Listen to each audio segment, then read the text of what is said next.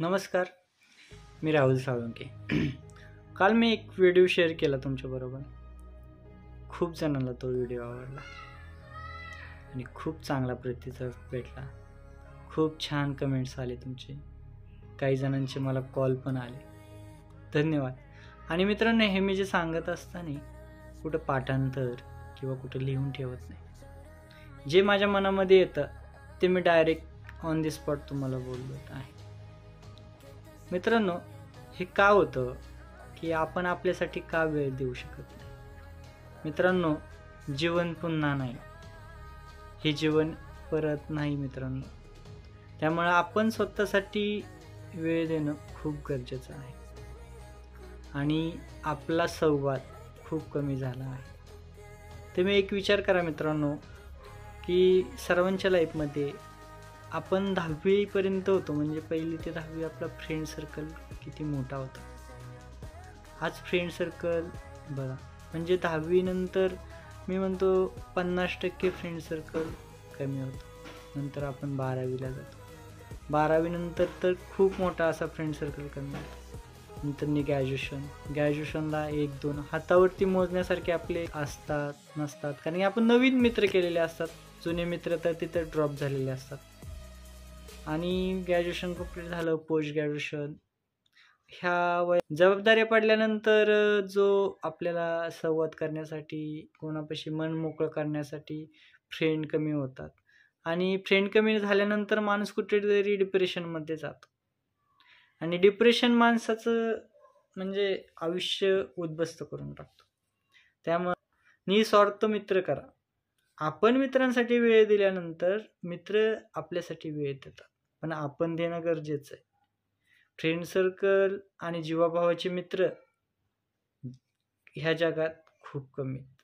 पण बघा, आपण जर वेळ दिला आणि आपण जर मित्रता जपली तर 100% तसे मित्र आहेत या जगामध्ये.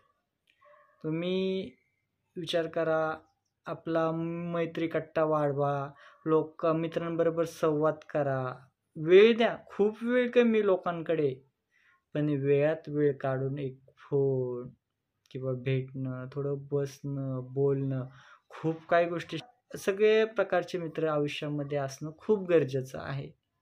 सगळे मित्र जपा, सगळ्यांना वेळ द्या, बाकी काही नसतं बघा मित्रांनो. आणि आयुष्य जगत असताना सगळ्या गोष्टी शेअर करा. आपले जे जीवाभावाचे मित्र आहेत ना, त्या मित्रांपाशी आयुष्य शेअर करा.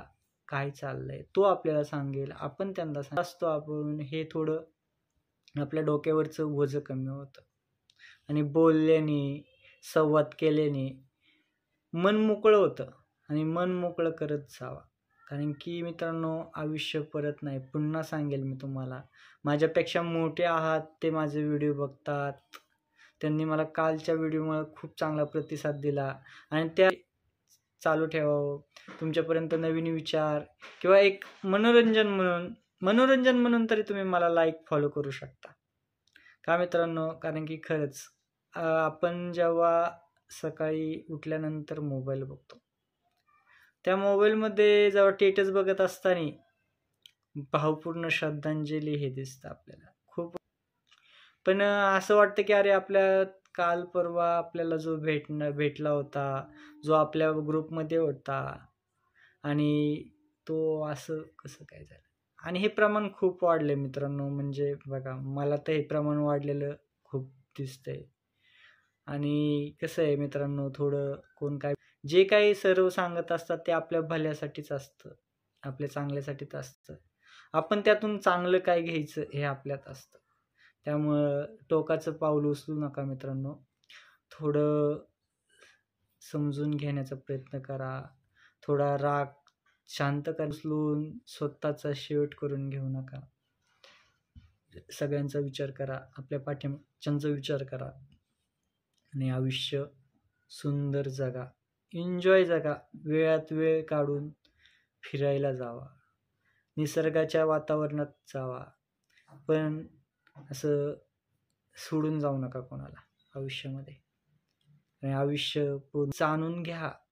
स्वतःला विचारा, आपण स्वतःसाठी किती वेळ देतो. आपण दिवसभरामध्ये आपण कोणाला आपल्या आपण कोणाला वाईट बोलतोय का, आपल्यामुळे कोणाची मनं दुखावली जातात का, असं जेव्हा झोपतो आपण तेव्हा एक 5 मिनिट विचार करा आणि स्वतःला बदलण्याचा प्रयत्न करा.